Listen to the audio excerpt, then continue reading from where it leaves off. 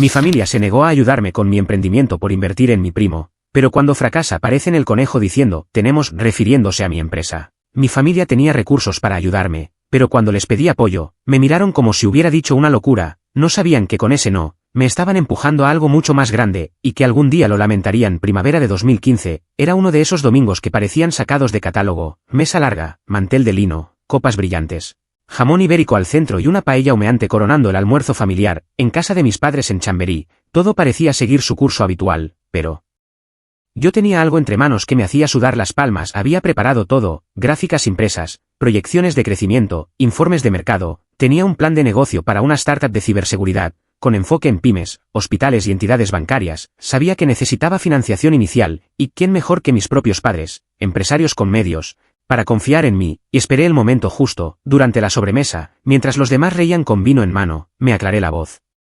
Papá, mamá, ¿puedo hablaros de algo? Carlos, mi padre, dejó su copa con un leve sonido seco sobre la mesa. Elena, mi madre, me sonrió, ese tipo de sonrisa automática que se da sin pensar. Les presenté mi idea con entusiasmo, hablé de cómo el mercado necesitaba soluciones simples y efectivas para proteger datos, mostré números, estadísticas, les pedí un préstamo.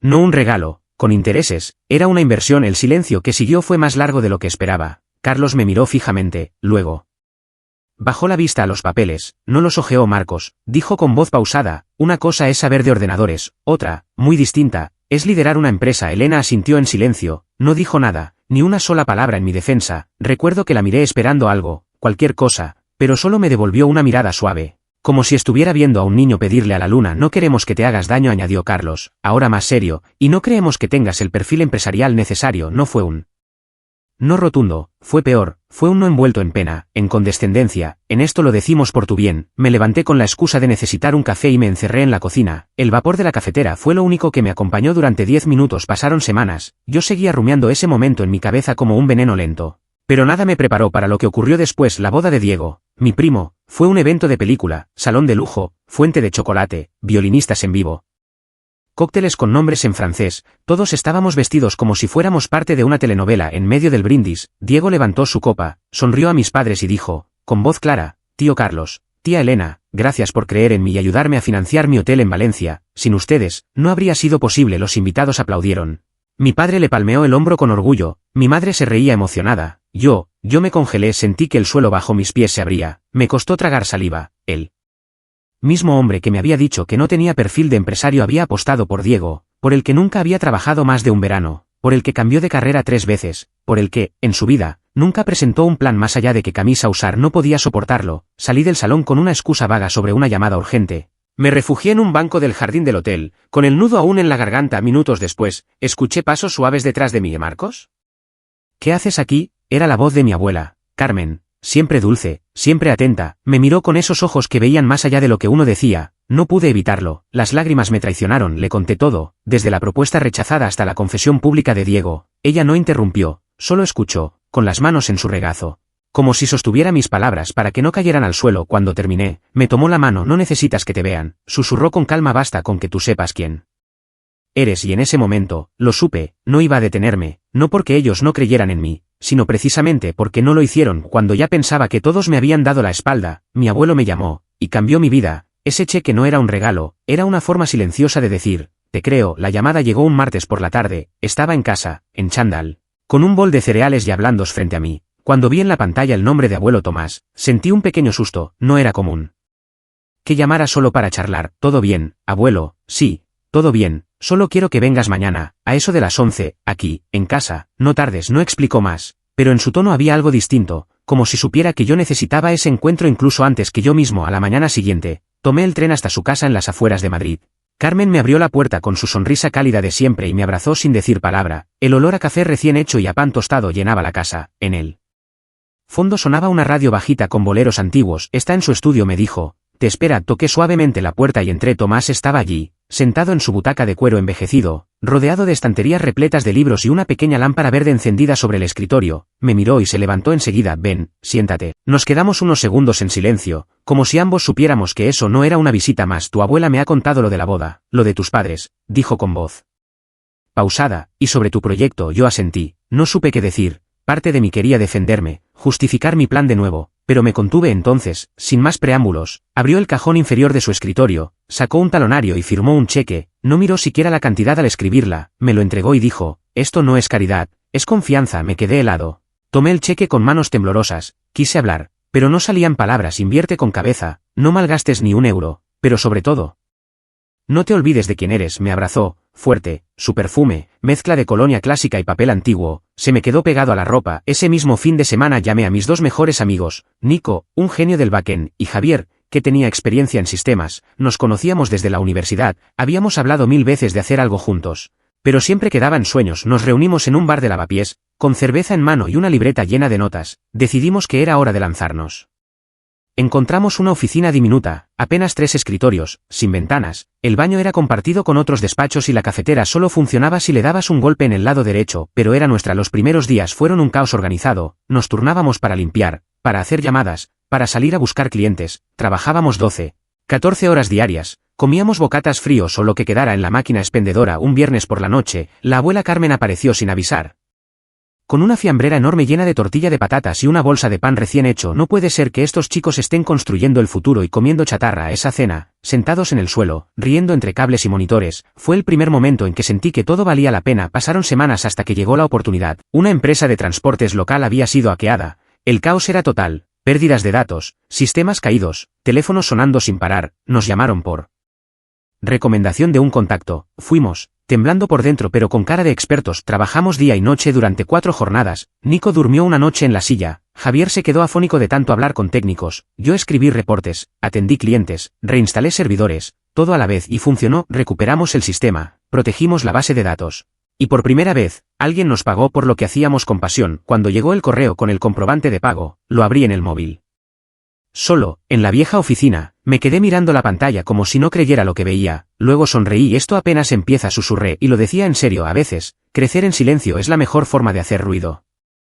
Y nosotros hacíamos tanto ruido, pero sin levantar la voz. Ellos no veían lo que hacíamos, hasta que ya era imposible ignorarlo. Para 2017, nuestra pequeña empresa empezaba a salir de la cueva, seguíamos en una oficina modesta, pero al menos ya tenía ventanas, 2 escritorios más, una cafetera decente, y la posibilidad de contratar a una asistente part-time que nos ayudaba con las llamadas y la facturación. Los días eran igual de largos, pero había algo diferente en el aire, clientes que volvían, recomendaciones boca a boca, y un periodista curioso que nos pidió una entrevista para una revista tecnológica local. ¿Quieres salir tú en la foto?, me preguntó Nico. Mejor que salgas tú, le dije, tienes cara de startup. Nos reímos, pero al final fui yo quien salió en la foto, de camisa blanca, sin corbata, frente a una pizarra llena de notas. El titular decía: 3 jóvenes madrileños protegen a las pymes de los ciberataques. Mis padres no dijeron nada, pero sé que lo vieron, lo supe por una tía que me envió la foto por WhatsApp con muchos emojis. La mudanza a la nueva oficina fue pequeña, pero simbólica, a solo 4 calles de la anterior, en una planta baja, con cartel propio, Cegurtech, sonaba serio, real. Empezamos a viajar, Valencia, Barcelona, incluso Bilbao, participábamos en ferias, dábamos charlas, comíamos más en estaciones de tren que en casa. Una noche, tras volver de un evento en Valencia, fui a cenar a casa de mis padres. Era la típica cena familiar, mantel de cuadros, ensalada, vino tinto barato. En plena conversación trivial, mi padre soltó: siempre supimos que Marcos tenía madera, al final, lo lleva en la sangre, es cosa de familia. Tragué con dificultad el trozo de pan que tenía en la boca, no dije nada. Mi madre asintió con orgullo como si el éxito hubiera sido parte de un plan que ellos orquestaron. Sonreí, por cortesía, pero por dentro, una parte de mí ardía, porque la verdad era que nunca me apoyaron, y ahora, de repente, eran los visionarios de la película. Pero el colmo llegó unos días después. Estaba en casa, revisando correos, cuando me topé con una noticia en televisión: crisis en la hotelería valenciana, imágenes del hotel de Diego, tomas aéreas, entrevistas con empleados despedidos. La periodista mencionaba deudas, cancelaciones, baja ocupación. Diego aparecía brevemente, visiblemente incómodo. Me quedé viendo la pantalla, no por morbo, sino por lo irónico que resultaba. A él le dieron todo sin preguntas, a mí me cuestionaron cada coma, y sin embargo, ahí estábamos. Unos días después, acompañé a mi padre a un evento de networking porque él insistió, dijo que quería presentarme a un contacto en común. Lo escuché hablar con otro empresario, alguien del mundo inmobiliario. Mi hijo Marcos, decía Carlos, con su copa en la mano. Lo acompañamos desde el principio, le dimos espacio para equivocarse, y míralo ahora, es brillante. Pero eso no nace solo, es guía, es base familiar. No reaccioné en el momento, solo asentí con la cabeza, como si fuera cierto. Esa noche, al llegar a casa, encendí el ordenador, abrí un documento en blanco. No sabía qué iba a escribir, ni cuándo lo usaría, pero sentí que algo dentro de mí tenía que salir y comencé: gracias por nada, de verdad, porque si me lo hubieran dado fácil, hoy no sería quien soy, la fiesta era por ellos, pero esa noche... Todo giró alrededor de una verdad que ya no podía callar, hay silencios que matan lentamente. Esa noche, decidí romper el mío. Invierno de 2021, un hotel de 5 estrellas en el centro de Madrid, salón dorado, música de cuerdas, velas por todas partes, celebrábamos las bodas de oro de mis abuelos, Tomás y Carmen, 50 años de matrimonio, medio siglo de complicidad, paciencia y amor, estaban todos, primos, tíos, amigos de toda la vida, incluso algunos vecinos que no veía desde niño. Yo había organizado parte del evento junto con Carla, mi prima, con la idea de honrar a quienes nos lo habían dado todo sin pedir nada a cambio durante la cena, entre risas y brindis. Pasé cerca de la mesa donde estaba mi padre hablando con un socio de negocios, no me vio, o quizás sí, pero fingió no hacerlo. Marcos siempre tuvo ese empuje, decía Carlos, pero bueno, lo apoyamos desde el principio, fue un trabajo familiar, ya sabes cómo somos los Pérez, cuando uno crece, todos empujamos. Mi cuerpo se tensó, seguí caminando como si nada. Pero por dentro, algo se desgarró. Más tarde, escuché a mi madre con unas tías: a veces los hijos necesitan guía, nosotros fuimos firmes, y mira.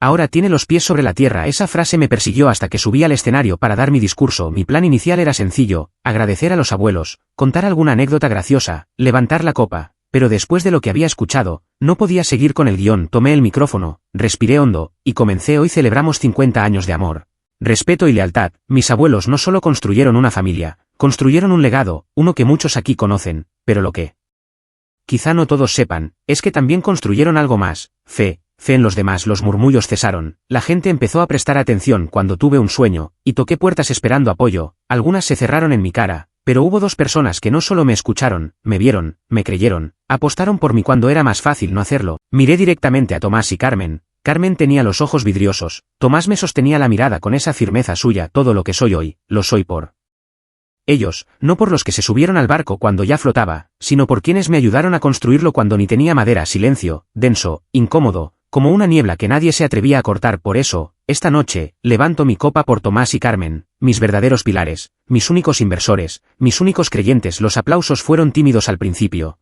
Luego, más decididos, algunos no sabían si aplaudir o seguir en shock. Bajé del escenario, el aire pesaba, no tardó ni 10 minutos. Mi padre se me acercó con paso firme, los ojos encendidos. ¿Qué coño ha sido eso, Marcos? Disculpa, ese discursito, estás insinuando que no te apoyamos nunca. No lo estoy insinuando, lo estoy afirmando. Nos dejaste en ridículo delante de toda la familia, ¿no? Solo dije la verdad, no me apoyasteis, me ignorasteis, me disteis la espalda. Mi madre llegó detrás, visiblemente nerviosa. Marcos, por favor, hay formas, esta no era la ocasión. ¿Y cuál era? ¿Cuándo se apropiaron de mi historia en voz baja? Cuando se jactaron de haberme guiado. Mi padre me señaló con el dedo: te dimos una educación, una casa, una vida cómoda, y así nos lo pagas. Ingrato. Me acerqué un paso. No soy ingrato, soy honesto, y estoy cansado de ver cómo otros se llevan el mérito de mi esfuerzo. Alrededor, varias personas hacían como que no miraban, pero todos escuchaban. Diego estaba en una esquina, mirando su copa, deseando desaparecer. Fue mi abuela Carmen quien me sacó de esa tensión, me tomó del brazo con suavidad. Ya está.